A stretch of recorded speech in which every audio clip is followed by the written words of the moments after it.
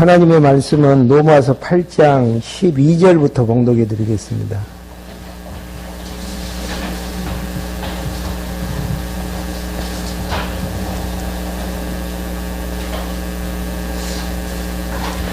로마서 8장 12절입니다. 그러므로 형제들아 우리는 육체를 따라 살도록 육체에게 빚진 자가 아니다.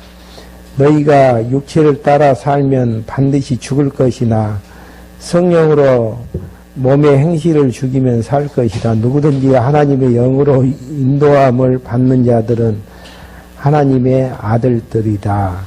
14절까지 봉독해 드렸습니다. 로마서의 내용은요, 칭의의 복음을 통해서 구약에 약속된 그리스도가 예수님 되심을 증거하는 내용인데요. 먼저 이제 인간은 모두 불의하다.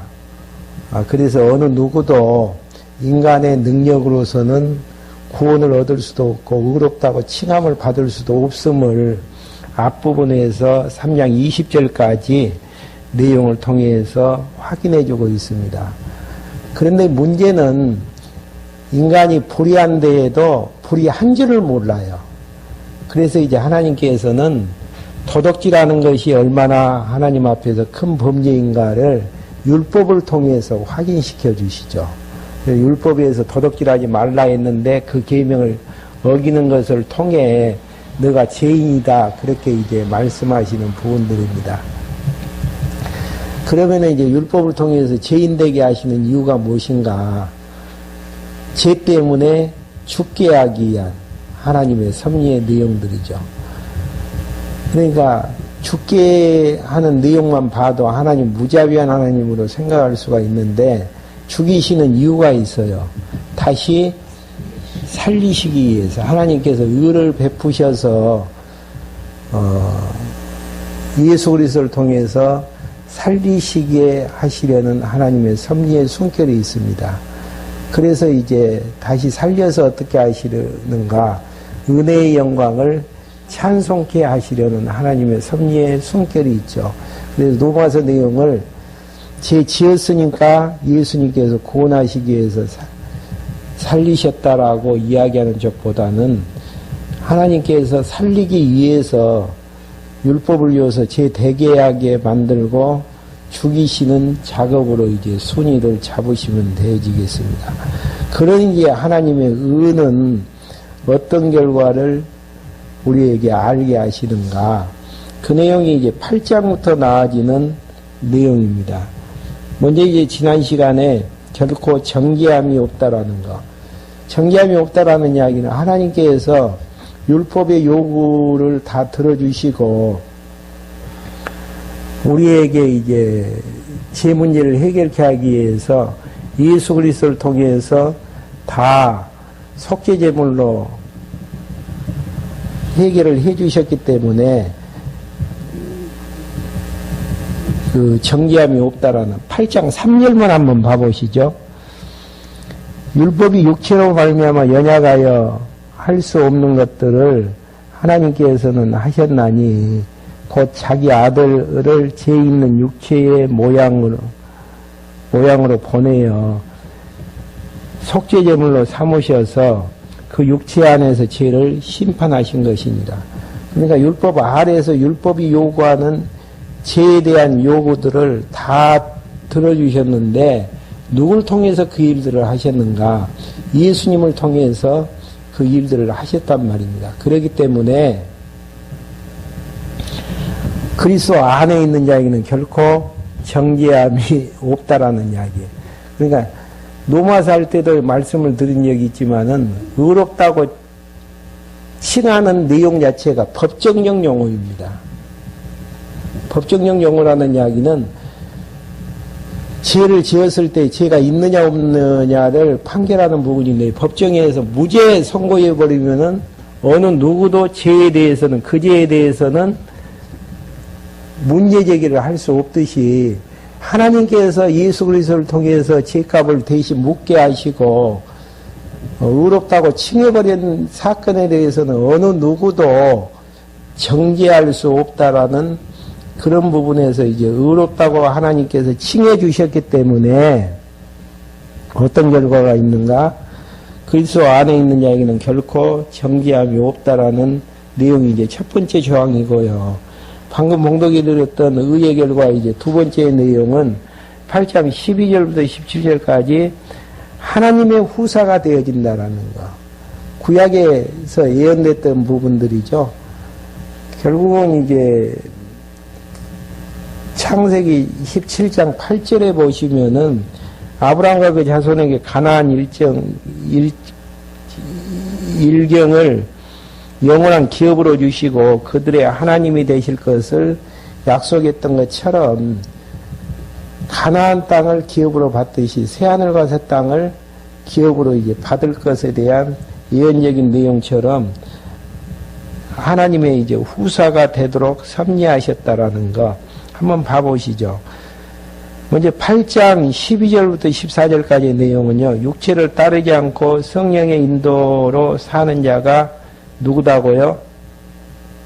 하나님의 아들 되어짐을 이야기하는 부분들입니다. 여기서 분명한 것은 육체를 따르지 않고 성령의 인도하심으로 사는 자가 아들이다라는 내용들이죠. 12절 한번 봐보시죠. 그러므로 형제들아 우리는 육체를 따라 살도록 육체에게 빚진 자가 아니다. 그러니까 육체에 빚진 자면 어떻게 살아야 됩니까? 육체의 종으로 살아야 돼요. 근데 육체를 따라서 육체에 빚진 자가 아니기 때문에 육체를 따라 이제 사는 자가 아니라 어떻게 살아야 되는가? 13절. 너희가 육체를 따라 살면은 반드시 죽을 것이나, 그러니까 육체를 따라 살면은 우리 안에는 두 가지 소욕이 있다 그랬죠. 육체의 소욕이 있고 영의 소욕이 있는데 육체를 소욕을 따라서 살면은 뭐가 죽습니까? 성령의 소욕이 죽게 되어지지만은 어떻게 되어지는가? 성령으로 몸의 행실을 죽이면 살 것이다. 성령으로 이제 육체의 소욕을 죽이게 되어지면은 어떻게 되어진다고요? 영이 이제 성령의 소욕으로 이제 살게 될 것인데 그 사람은 누구라는 이야기입니까? 14절에서 누구든지 하나님의 영으로 인도함을 받는 자는 하나님의 아들들이라는 거. 하나님의 아들이 되어지는 증거가 무엇입니까? 육체에 빚진 자가 아니기 때문에 육체의 소욕 따라서 사는 자가 하나님의 아들이 아니고, 그러면 이제 성령의 소욕은 점점 죽는다라는 이야기죠. 성령의 소욕 따라서 살아나가는 자가 누구다는 이야기입니까? 하나님의 아들이라는 거. 그러니까 육체의 소욕 따라서 살면서 하나님의 아들임을 이야기하는 것은 앞뒤가 안 맞는 노마서의 논리예요. 하나님의 아들됨에 대한 증표 자체가 육체의 소욕 따라서 성령을 죽이면서 살아나가는 모습이 아니고 누구의 소욕 따라서요? 성령으로 말미암아서 성령의 소욕 따라 살아나가는데, 여기에서 중요한 부분은 13절 부분에서 하반절요. 몸의 행실을 죽여야 되는데 무엇으로, 누구에 의해서 몸의 행실을 죽이는 겁니까? 성령으로 몸의 행실을 죽이면은 살 것이다라는 거. 그러니까 우리의 능력으로서는 불가능한 부분들이고요. 성령 하나님께서 말씀을 기록해서 생명의 말씀의 능력에 의해서 성령의 소욕을 키워나가는 방법으로 육체의 소욕을 죽이면은 누가 되어진다라는 이야기입니까? 하나님의 아들이 되어진다라는 이야기. 이게 원론적인 이야기라고 이야기 드렸죠. 그러면 성령께서 어떻게 이제 하나님의 아들로 만들어 가시는가에 대한 부분들은 서신서에서 아주 자세한 내용으로 기록을 해주고 있습니다. 그리고 이제 15절부터 17절까지는 양자의 영을 받는 자녀는 그리스도와 함께 하는 후사임을 15절부터 이제 이야기를 하게 되어지는데요. 15절부터 한번 봐보시죠. 너희는 다시 두려움에 이르게 하는 종의 영을 받지 않고, 두려움에 이르게 하는 제2의 종의 영을 받지 않고, 양자, 하나님의 자녀가 되는 아들이 되어지는 영을 받았으므로, 그 영으로 하나님을 누구라 부른다고요? 아바, 아버지라고 부르짖는다. 여기서 이제 아바는 아람어로 아버지라는 호칭입니다. 아버지라고 고백하는 부분들이죠. 성령께서 친히 우리의 영으로도 불러 우리가 하나님의 자녀인 것을 증언하신다. 예. 성령 하나님께서 성령의 소욕을 키워서 육체의 소욕을 죽이게도 하시고, 우리가 이제 하나님의 자녀인 것을 양자의 영을 받은 사실들을 누가 증언하신다는 이야기입니까? 성령 하나님께서 증거하신다라는 거. 우리가 증거할 필요는 없어요. 성령 하나님께서 증거를 하시는데 어떤 방법으로요? 육체의 소욕을 따라 살지 않게 하시고 성령의 소욕으로 육체가 하나하나 죽어가는 그 과정들을 통해서 하나님의 자녀인 것을 성령 하나님께서 증거를 하신다라는 이야기입니다. 그러니까 성령의 소욕대로 살아나가는 모습들을 통해서 확인할 수 있는 대목들은, 아, 내가 하나님의 자녀가 되었구나. 성령이 하시는 일들을 통해서 확인해 나가는 작업들이죠. 그러면서 이제 17절, 자녀이면 또한 상속자요, 그리스도와 함께 상속자니 우리가 그분과 함께 영광을 받기 위하여 고난도 함께 받아야 될 것이다. 지금 이 내용을 쓸 때에 로마에 있는 그리스도인들은 많은 고난을 받고 있는 상황입니다. 그래서 이러한 이제 상황들을 확인을 하면서 그분과 함께 상속자이기 때문에 영광을 받기 위해서 고난도 함께 받고 있다라는 것은 너무나 당연한 사실이라는 내용으로 이제 이야기를 하고 있는 부분들이죠. 그래서 의롭다고 하나님께서 칭함을 해주셨기 때문에 누구의 후사라는 이야기입니까? 하나님의 후사인데, 하나님의 후사인 것을 누가 증명해 준다고요? 법정에서는 증인이 중요하잖아요. 근데 하나님, 성령 하나님께서 증거를 해주시는 게 확실한 하나님의 이제 의롭다함을 받는 자녀가 되어졌다라는 이야기죠. 그러면서 8장 18절부터 25절까지 내용은 하나님께서 의롭다고 칭해 주셨기 때문에 소망이 있는데 어디에 소망이 있다라는 이야기입니다. 이 땅에서의 소망이 아닌 내세의 소망.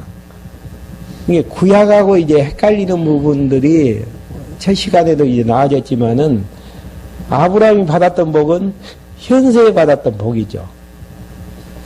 모형적인 내용들을 통해서 현세에 복을 주시는 것은 장차 그리스도를 통해서 내세에 복 주실 것에 대한 예표적인 내용들이거든요.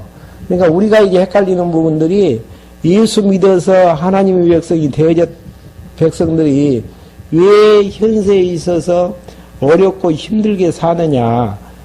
근데 의롭다고 칭함을 받는 하나님의 백성들이 이 땅에서 이 땅에다 소망을 두고 살게 하시는 게 아니고 결국은 내세의 소망을 가진다라는 이야기는 내세에 주어질 복이 우리에게 이제 있다라는 이야기로 대변할 수가 있는 부분들입니다. 18절부터 21절까지는요. 현재의 고난 중에 피조물이 장차 나타날 영광을 소망하게 되어지는 부분들입니다. 현재 이제 고난 부분을 이야기하는 현재 이제 고난을 받고 있는 모든 피조물들이 장차 나타날 영광, 예수 그리스도가 재림함으로 받아 주실 그 소망에 대해서 기대를 하고 있다라는 이야기죠. 18절 한번 봐보죠.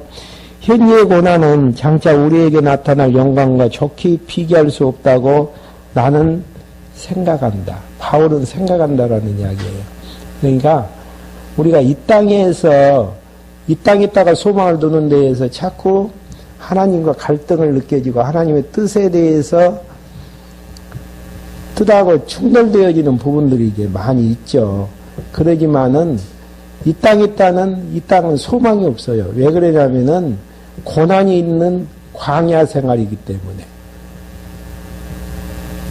그리고 이제 우리의 소망은 영원한 나라에 있게 되어지는데 현재 당하는 고난하고 장차 나타날 영광하고 비교를 해봤을 때에 비교가 되지 아니한다라는 거. 사도 바울은 이제 그걸 이야기를 하죠. 피조물은 하나님의 아들들이 나타나기를 간절히 기다리고 있으니 피조물이 허무한 데 굴복된 것은 자기의 뜻이 아니라, 그러니까 왜 이제 이 땅이 타락했고 모든 만물들이 부패하게 되어졌습니까? 아담의 타락으로 말미암아서, 하나님께서 아담의 타락으로 말미암아서 그렇게 한 것인데, 지금 현재 있는 피조물들이 여러 가지 이제 허무한데 이제 굴복을 하는 것들은 아담으로 말미암아 하나님께서 그렇게 하신 일이라는 것, 자기가 이제 스스로 자처한 것은 아니다라는 이야기죠. 그러면서 그게 바라는 것은 피조물 자신도 썩어짐의 종로라는 데서 해방되어 하나님의 자녀들의 영광스러운 자유에 이르게 하는 것이니라. 그러니까 제약된 세상에서 다 해방되어지는 것. 하나님께서 우리에게 고난과 아픔과 험한 데 굴복케 하시는 이유는 이 땅에 있다가 소망 두지 말라는 이야기예요. 근데 어떻게 됐는지 하나님의 뜻을 아는지 모르는지는 모르겠지만은 이 땅에서 장애물 되는 것들을 다 걷어버리고 이 땅에서 만족하면서 살려고 하는 그 자체가 하나님 생각하고 우리 생각하고 동떨어진 생각이라는 이야기입니다. 육체를 벗어버렸을 때에 우리에게는 진정한 자유와 영화가 있는 것인데 육체를 입은 상태에서 편안하니 안식을 누리려고 하는 그 자체가 이제 문제가 있다라는 이야기죠. 그러니까 이스라엘 백성들이 광야길을 걸어갈 때에는 고난의 계속이었습니다. 근데 어디에서 참 안식을 얻게 되어지죠?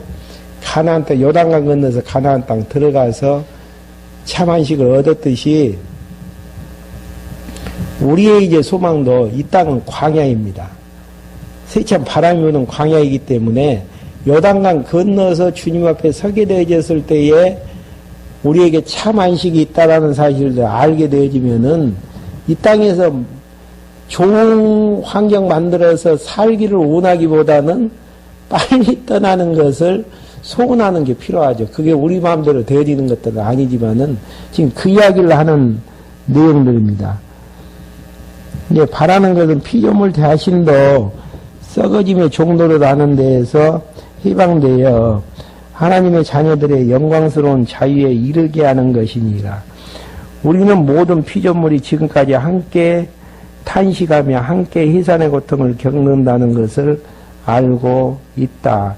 이뿐 아니라 또한 성령의 처음 익은 열매를 가지고 있는 우리 자신들도 성령의 처음 익은 열매가 무엇이죠? 그리스도의 첫 부활. 사람 중에서는 첫 부활을 이야기하는 것인데 우리 자신도 속으로 탄식하면서 양자될 것, 곧 우리 몸의 구속을 기다리고 있다. 구속은 언제입니까? 예수님께서 재림하셔서 우리를 안아주실 그 재림 때의 이제 구속을 이야기하는 부분들이죠.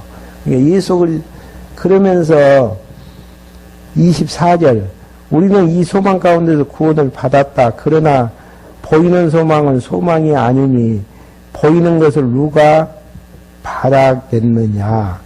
그러니까 보이는데 소망이 있기 때문에 좌절하고 실망하지만은 보이지 않는 소망이 있기 때문에 보이는 소망은 상대화시킬 수 있다라는 이야기입니다.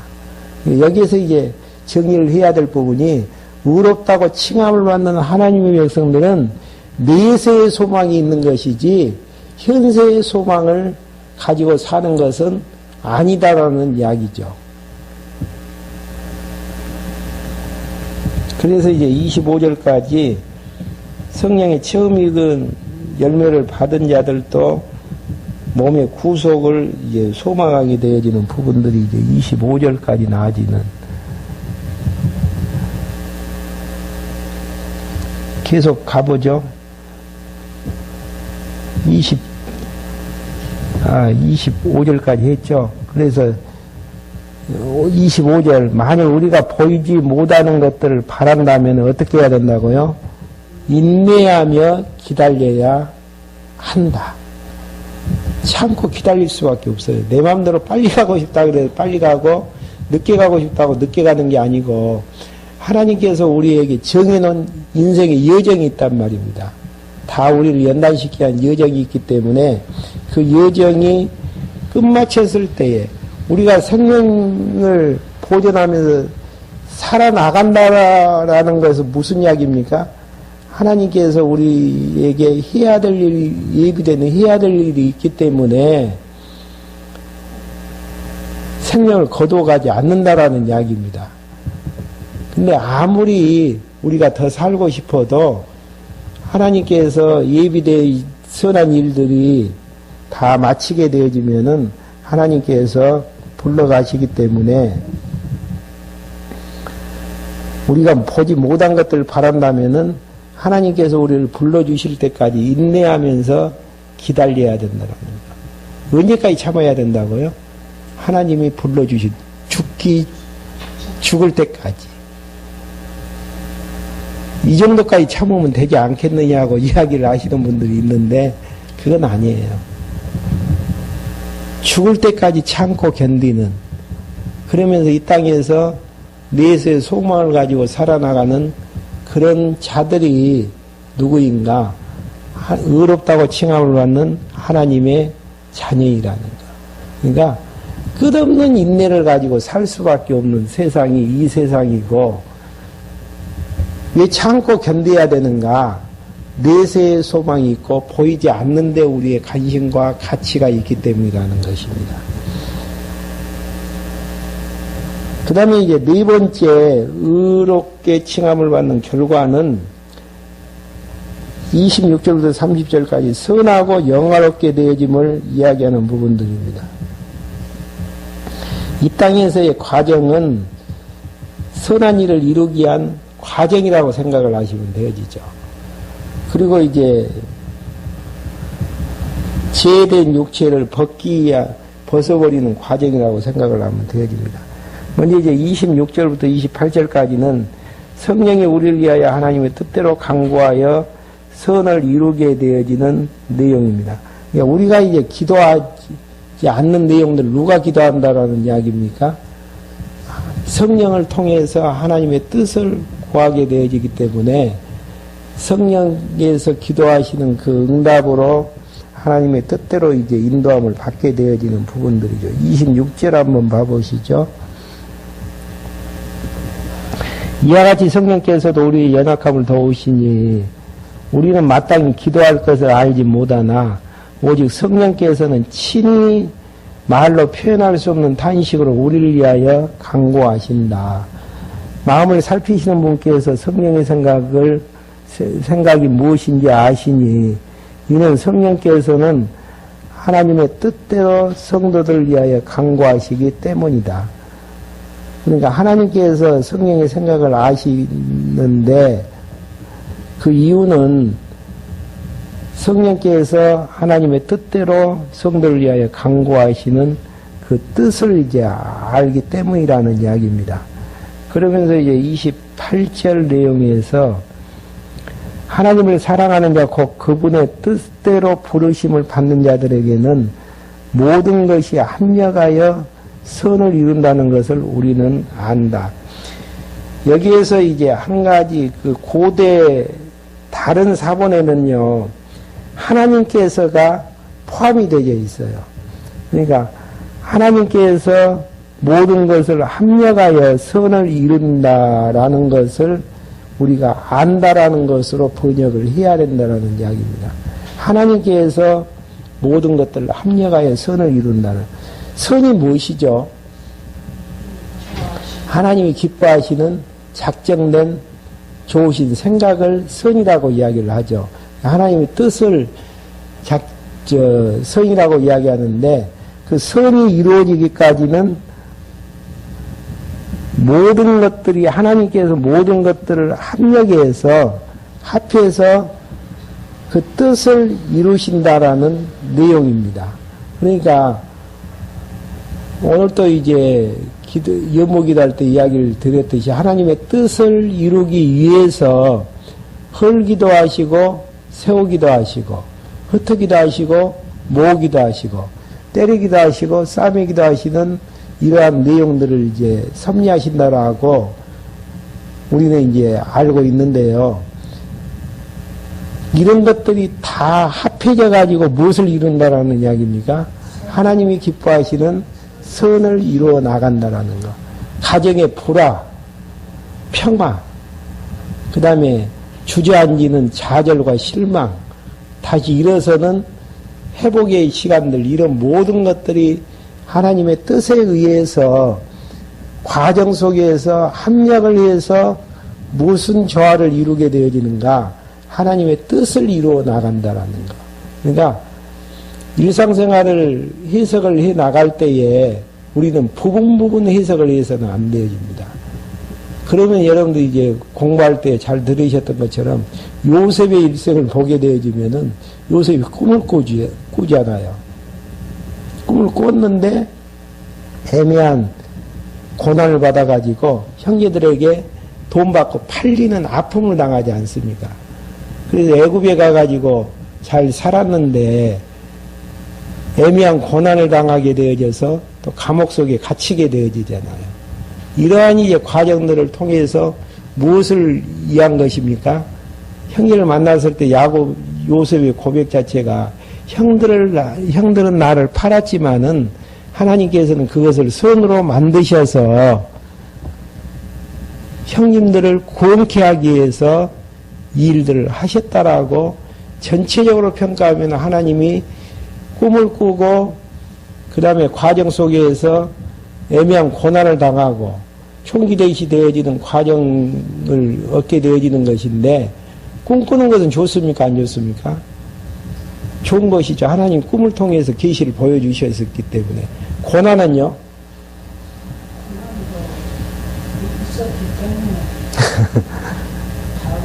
보통 생각하면 고난은 없어도 된다라고 생각을 할 수가 있잖아요. 근데 고난이 있었기 때문에 감옥에 들어가서 꿈을 해석해주고 꿈을 해석해주는 데에서 총리대신으로 가게 되어지고 총리들이 되어지는 데에서 하나님께서 주시는 지혜로 형제들을 애굽 땅으로 들어오게 만드시는 하나님의 섭리. 애굽 땅에 이스라엘 백성들 들어와야 되는 이유가 어디가 있습니까? 언약하실 때에 가나안 땅 주시는 증표로 이방인의 객이 되어져서 몇 년 동안요? 400년 동안 종살이 할 것에 대해서 약속하신 바가 있단 말입니다. 그러기 위해서 7년의 흉년을 들게 하시죠. 7년의 풍년을 들게 했다가 7년의 흉년을 들게 하시는 이런 이제 하나님의 섭리의 내용들이기 때문에 부분 이야기하면 흉년 드는 것은 흉년 들어서는 안 되어지죠. 풍년만 들어야지요. 흉년이 들어야 그 요셉의 꿈을 맞잖아요. 그러니까 전체적인 판에서 조명을 했을 때에는 다 하나님이 선을 이루기 위한 방편들로 해석이 가능하지만은 부분만 봤을 때에는 흉년 드는 것은 안 좋고 애매한 누명 쓰는 것도 안 좋고 감옥 들어가는 것도 안 좋고 그렇게 부분 해석을 하면 안 좋지만은 다 하나님의 선하신 뜻을 이루기 위한 과정 속에서 한 방편들이고 이러한 모든 것들이 합력하여 하나님의 정하신 뜻을 이루기 위한 거기 때문에 다 필요한 거예요. 하나님 편에서는. 이 이야기가 지금 여기에서 이야기하는 부분들이죠. 그렇기 때문에 하나님께서 모든 것을 합력하여 선을 이루신다라는 거. 그러면서 이제 29절부터 30절까지 아들과 일치한 자를 예정하여 부르시고 의롭고 영화스럽게 하실 것을 이야기하는 부분입니다. 여기서 중요한 부분은 아들과 일치하는 자. 문제가 되어지는 이제 성구 안 나가요. 29절에 나와지는데요. 하나님께서 미리 아신 자들을, 네, 미리 아신 자라는 의미 자체는 미리가 프로기네스코라는 의미가 있습니다. 그러니까 프로는 영원이라는 뜻이 있거든요. 그리고 이제 기네스코는 친숙하게 느끼다라는 기네스코의 이제 동사인데요. 이걸 이제 합하게 되어지면 미리 아신을 영원히 친숙하게 느끼는 자라고 이제 해석을 하면 되어지죠. 그래서 영원히 친숙하게 느끼는 자고 본받게 하기 위해서는 같은 모양을 한, 그래서 이제 29절 바르게 해석을 하면은 하나님께서 영원히 친숙하게 느끼는 자들, 곧 그 아들의 모습의 형태를 가진 자들을 많은 형제들 중에서 그 맏아들 안에서 미리 정하셨다.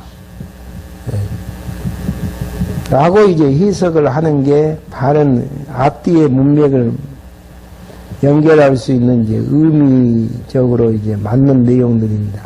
이게 그런 자들을, 예정하신 자들을 부르신 그들을 또한 의롭다 하신 그들을 또한 영화롭게 하셨다. 이게 창세전 그리스도 안에서 친숙하게, 영원히 친숙한 자들을 그리스도와 이제 일치하는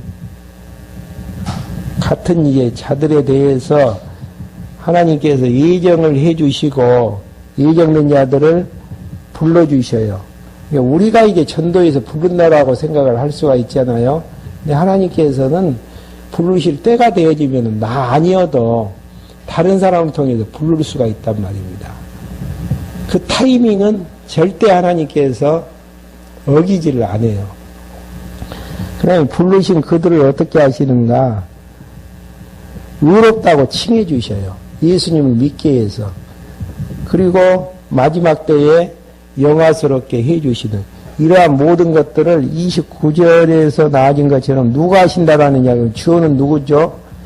하나님께서 그렇게 예정하시고 예정된 그들을 부르시고 부르신 그들을 의롭다고 하신 그들을 영화스럽게 하는 하나님이 다 하신다라는 거. 그리고 하나님이 하시는 방법들은 앞에서 이야기했던 것처럼 모든 것들을 구원 문제만 놓고 이야기를 하더라도 합력하여 선을 이루게 되어지는, 지금 이 말씀이 들려오지 않는 자, 예수님을 믿지 않는 사람들은 어떤 상태로 판단을 하면 되어집니까? 예정된 자가 아니든지 아니면 예정된 자라고 할지라도 아직 부르심을 받지 못한 자들인데 둘 중에 하나예요. 우리가 이제 예수님을 믿는다라는 이야기는 예정된 하나님의 백성이기 때문에 의롭다고 칭함을 받았기 때문에 하나님의 말씀 자체가 해석이 되어지고 예수님을 구주로 이제 믿게 되어지는 부분들이죠.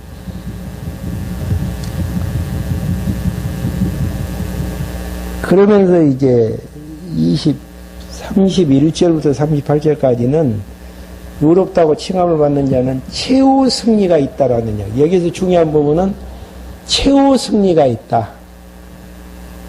과정 속에서는 패배입니까? 승리입니까? 과정 속에서는 패배가 있는가요? 없는가요? 있어요. 과정 속에서는 패배라고 이야기할 수도 있지만은 승리로 가는 과정으로 생각을 하시면 되어지죠. 승리로 가게 되어지는. 왜 최후 승리가 보장이 됩니까? 하나님이 우리를 의롭다고 칭해 주셨기 때문에. 이유가 없어요. 우리의 행위하고는 전혀 관계가 없이 하나님께서 우리를 의롭다고 칭해 주셨는데 최후 승리가 없으면은 영원한 나라의 기업을 받을 수도 없다라는 이야기가 되어질 거 아닙니까? 그 이야기가 31절부터 34절까지 택한 자의 대적자가 없고 송사하거나 정죄자도 없음을 이야기하는 부분들입니다. 31절 한번 봐보시죠. 그러면 이래 대하여 우리가 무슨 말을 하겠느냐. 만약 하나님께서 우리를 이해하신다면 누가 우리를 대적하겠느냐. 하나님 대적할 자는 아무도 없기 때문이죠. 하나님께서 우리를 대적하신다면, 우리를 이해하신다면, 어떻게 하나님께서 우리를 이해하신 것을 알 수 있죠? 독생자 예수 그리스도를 보내셔서 십자가에 죽게 하시고 예수님을 믿게 하시는 그러한 모든 것들이 이제 은혜로 되어진 것들임을 앞부분에서 다 이제 확인을 했죠.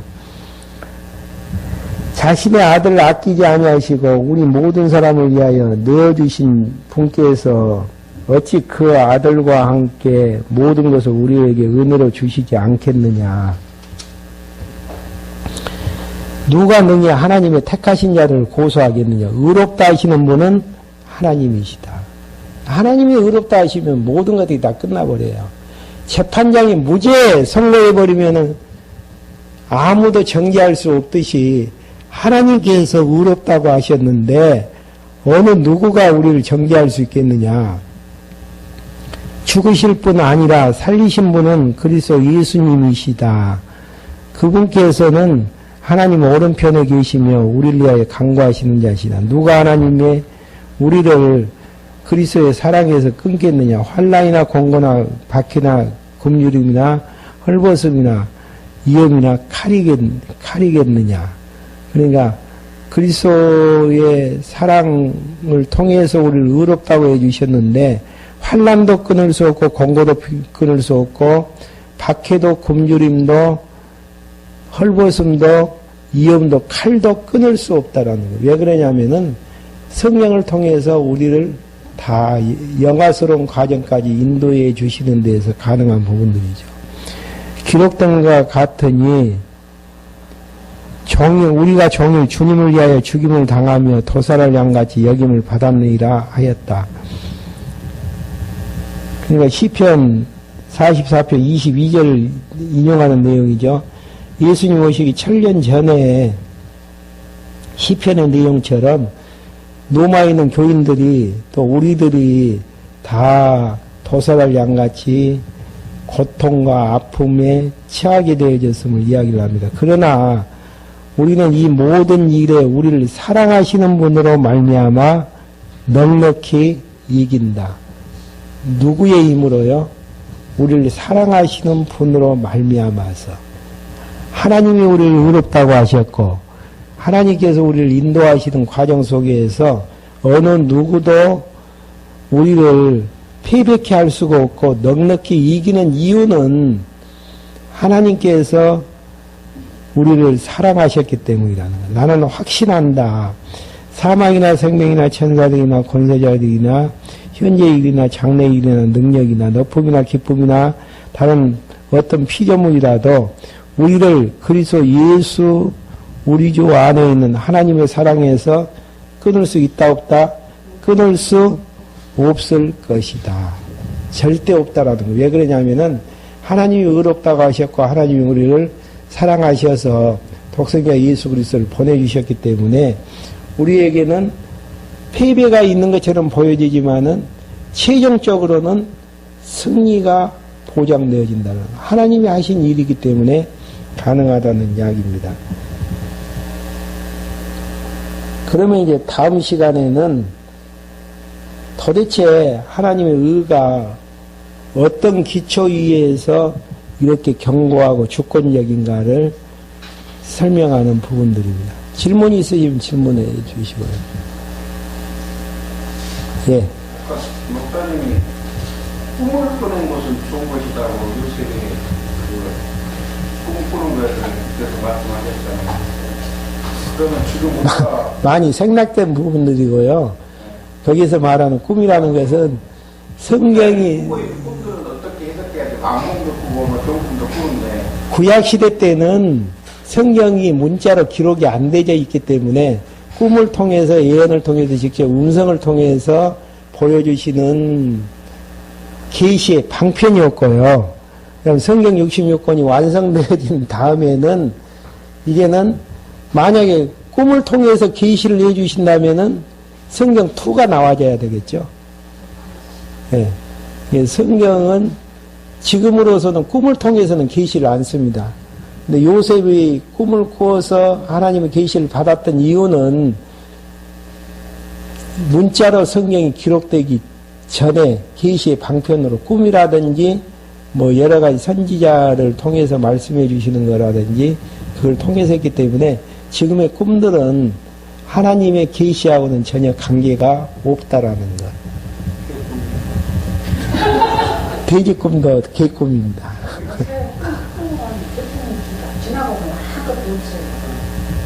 만약에 꿈을 통해서 계시를 준다라고 할 것 같으면은 성경으로 66권이 아니라 67권, 68권을 만들어야 되겠죠. 네. 우리의 성경과는 성경만 하나님의 말씀이고, 그래야 되는 이유는 계시가 지금도 되어진다면 우리가 믿고 있는 성경 자체는 완전합니까? 불완전합니까? 불완전할 수밖에 없죠. 우리의 믿음도 흔들릴 수밖에 없다라는 이야기예요.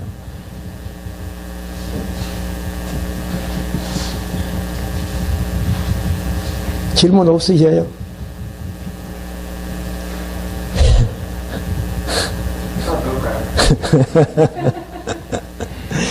우리 학생도 그래서 우리가 뭐 성령의 육체의 소용, 성령의 소용 이런 얘기 많이 하지 않습니까? 성경이 좀 나와 있고 아까 말씀하셨는데 한번 우리가 뭐가 육체의 소용이고 어떤 것이 성령의 소용인가?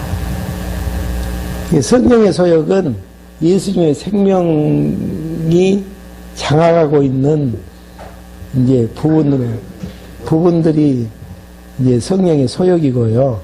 그 다음에 이제 예수 믿기 전에 옛사람이 가지고 있는 습성들, 그런 부분들이 이제 육체의 소욕이라고 생각을 하시면 되어지죠. 우리 욕심 뭐 그런 것들이 시기, 질투, 욕심. 그래서 성령의 열매는 사랑과 희락과 화평과 오래 참음과 자비와 양성과 충성과 온유와 절제, 성령에 의해서 머리 대신 예수님에 의해서 맺혀지는 열매 자체가 성령의 소욕이고, 그 다음에 옛날 예수 믿기 전에 내 욕망에 의해서 맺혀지는 열매들이 육체의 소욕이라고 생각을 하시면 되어지죠. 옛날은 아니고 지금도 우리가 그런 생각들을 많이 하고 살잖아요. 옛날 부분들 벗어버리지 못했기 때문에 지금도 이제 나와지잖아요. 그런 부분들이. 그래서 지난 로마서 몇 장이던가요? 두 마음이 있다라는 거. 그 의의 성질 중에서 거기에서 설명을 다 드린 바가 있습니다.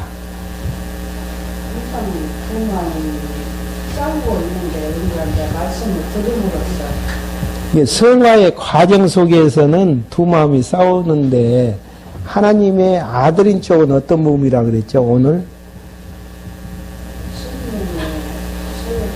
성령의 소욕으로, 성령에 의해서 성령의 소욕을 키움으로 육체의 소욕을 죽여나가는 자들이 하나님의 아들이라는 것. 그래서 마지막에 최종적으로 승리가 보장되어지는 이런 이제 부분들로 이야기를 하고 있습니다. 말씀을 배우고 들으면 자연히 육체의 소욕은 잠시라도 없어져요. 근데 그 일을 누가 하시냐면은 성령께서 하시기 때문에 들어야 될 시간들, 환경이 시간 많다 그래서 말씀 듣는 거 아니잖아요. 들을 수 있는 마음이 사모하는 마음이 생겼을 때 사모하는 마음을 누가 주시는가? 성령 하나님께서 사모하는 마음을 주셔서 듣게 하심으로 성령의 소욕을 키워나가심으로 육체의 소욕을 하나하나 억눌리고 이제 그 제거해 나가는 상태라고 생각을 하시면 되어지죠. 기도하고 말씀 마치겠습니다. 하나님 아버지, 하나님께서 우리를 의롭다고 칭해 주시는 의의 결과에 의해서 예수님 안에서는 어느 누구도 정죄함이 없다라고 말씀해 주심을 감사합니다. 그리고 우리의 소망이 보이는 소망이 아니고 보이지 않는 소망임을 다시 한번 확인케 해주심을 감사함을 드립니다. 하나님께서 우리를 하나님의 백성 삼아주셨고 삼아주시기 위해서 부르셨고 의롭다고 칭해주셨사오니 영화스럽게 되어지는 과정까지 성령의 소욕을 말씀을 통해서 성숙케 해주심으로 육체의 소욕을 죽이고 참 평강을 얻으며 살아나갈 수 있도록 인도해 주시옵소서. 예수 그리스도의 이름으로 기도했습니다. 아멘.